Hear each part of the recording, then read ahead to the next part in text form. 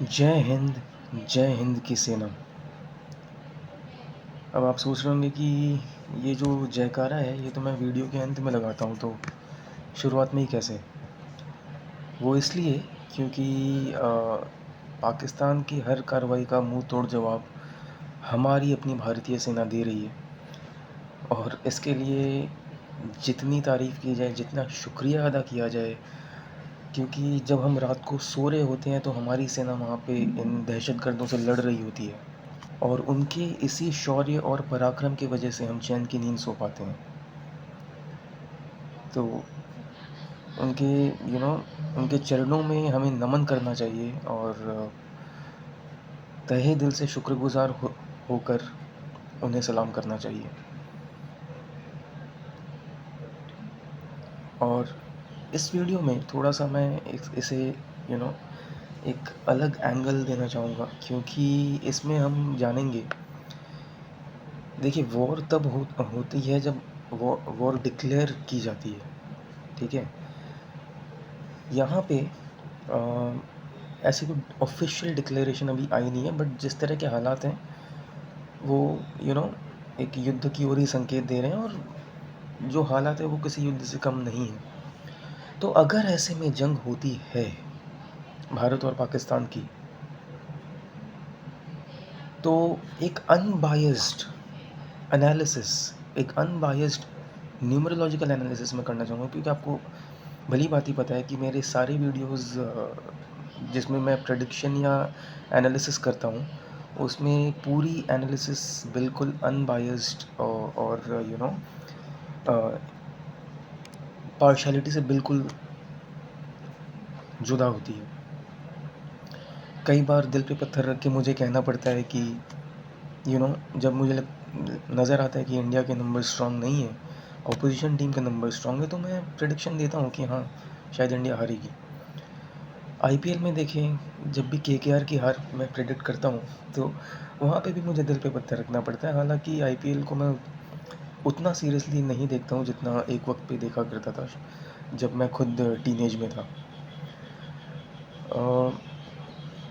So the thing is कि ये जो जंग होती है, इसका अगर मैं अनबायस्ड एक न्यूमरोलॉजिकल प्रेडिक्शन करूँ, तो उस प्रेडिक्शन का क्या रिज़ल्ट आता है? देखिए, इंडिया का डेट ऑफ बर्थ 15 अगस्त 1947 नहीं हो सकता, but definitely it was a day when India got a new life. Alright, India got independence from 200 years of slavery. So it was definitely a day when India got a new life, and Pakistan was literally born on 14th August 1947. तो उस लिहाज से अगर देखें तो India का जो birth number है वो है 6, डेस्टिनी नंबर 8। पाकिस्तान का बर्थ नंबर है 5, डेस्टिनी नंबर 7। दोनों का सन साइन लियो है, so we will not be considering that, क्योंकि दोनों का सन साइन सेम है। तो इसी लिहाज से अगर देखें, ये जंग अगर 2025 में होती है, ये कोई वनडे मैच तो है नहीं कि एक दिन में फैसला हो जाएगा, बट ये जंग अगर 2025 में होती है, तो पाकिस्तान के जो नंबर्स हैं, birth number 5 and destiny number 7, they are very very very negative. इत्तेफाक समझें या इसे आप कुछ और कहें, लेकिन जो नंबर 9 है, सिर्फ यही दो नंबर्स हैं जिनके साथ उसका टेरिबल कॉम्बिनेशन बनता है। 2025 adds up to 9, 9 and 5 terrible combination, 9 and 7 extremely poor combination. ये इत्तेफाक समझें या कुदरत का फ़ैसला समझें, कुदरत का निज़ाम, जैसे कि ये पाकिस्तानी कौम जिस टर्म को कॉइन किया है, but just think about it, ये ही दो नंबर्स हैं जिनके साथ टेरिबल कॉम्बिनेशन है नंबर 9 का, और इन्हीं दो नंबर्स की कंपैटिबिलिटी नंबर 9 के साथ चेक हो रही है जंगी हालातों में। सो अगर 2025 में ये जंग होती है, और इंडिया के नंबर्स की अगर बात करें, birth number 6 and 9 is a very good combination. Destiny number 8, 8 and 9 is also an average combination. So India के नंबर्स बहुत स्ट्रॉन्ग हैं 2025 में। तो चलिए इसे थोड़ा और एक्सटेंड करते हैं। Let's go to the name numbers of the two countries. आप यकीन नहीं करेंगे, पाकिस्तान का जो नेम नंबर है वो भी 7 है। Pakistan adds up to 7। That's another terrible combination. और आप देख सकते हैं ना कि हर डिपार्टमेंट में पाकिस्तान किस तरह से फेल हो रहा है इस साल में, चाहे वो स्पोर्ट्स हो, चाहे वो डिप्लोमेसी हो, हर डिपार्टमेंट में फेल हो रहा है। और मैं आपको बता दूं, क्योंकि हो सकता है कि कुछ पाकिस्तानी दर्शक भी इस वीडियो को देखें, मैं एक अनबायस्ड प्रेडिक्शन है ये, मैं पार्शियल होकर प्रेडिक्शन कभी नहीं करता हूँ, चाहे वो इंडिया वर्सेस पाकिस्तान का क्रिकेट मैच ही क्यों ना हो। जब मैं प्रेडिक्शन करता हूँ नंबर्स के बेसिस पे, तो वहाँ पे मैं पार्शियल नहीं होता। मेरी प्रेडिक्शन मेरे खुद के कंट्रोल में नहीं होती। आपको सच बताऊँ, मेरी स्टडी और एनालिसिस में जो सामने आता है मैं क्लियरली वही कहता हूँ। जस्ट बिकॉज मेरी लाइकिंग या मेरा इंक्लिनेशन किसी पर्टिकुलर तरफ है, उसकी वजह से मैं अपनी स्टडी में जो सामने आ रहा है रिज़ल्ट, उसे यू नो उसके उलट मैं कुछ भी नहीं कहता हूँ अपने वीडियो में। वहीं दूसरी तरफ अगर हम इंडिया के नेम नंबर की बात करें, India adds up to 3 and 9 is a fantastic combination. चलिए थोड़ा सा और एक्सटेंड कर देते हैं। जो कलर है, because these days I am using this parameter quite a lot.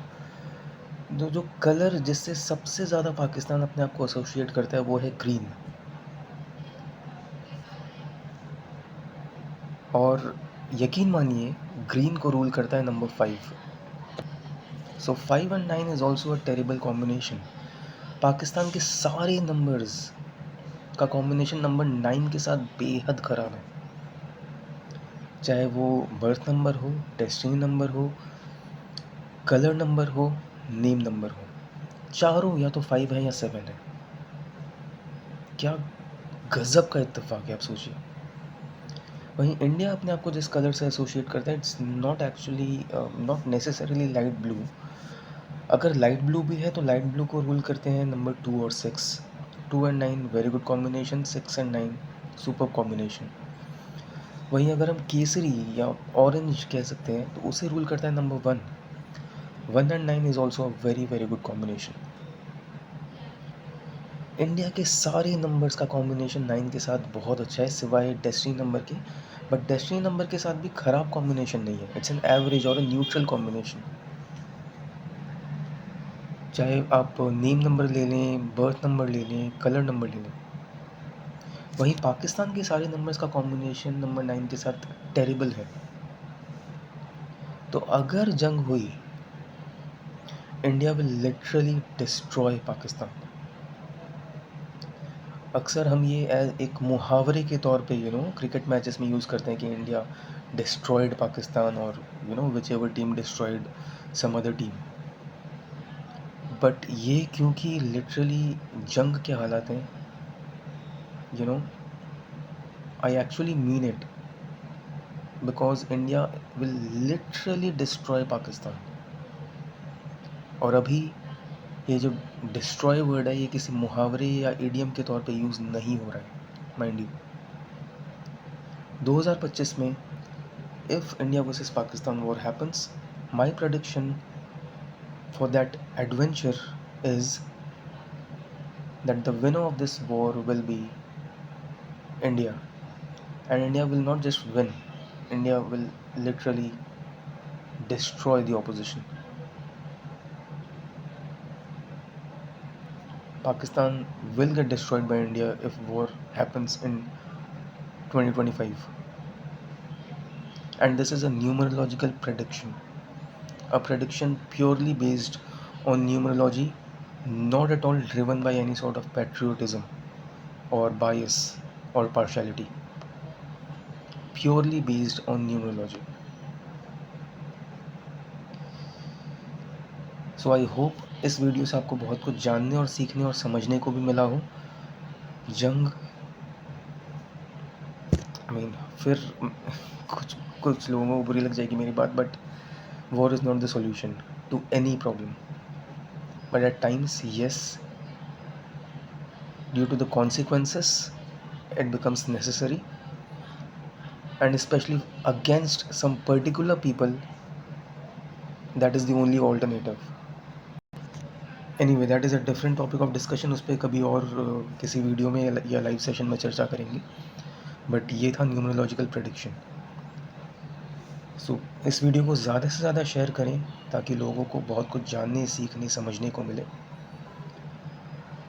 और आप सबसे मुलाकात होगी अगले वीडियो में। और जब जब आप सांस लें तब तब भारतीय सेना का शुक्रिया अदा करते रहें, क्योंकि उनके वजह से ही आप सांस ले पा रहे हैं, उनके वजह से ही आप और आपका परिवार सुरक्षित है।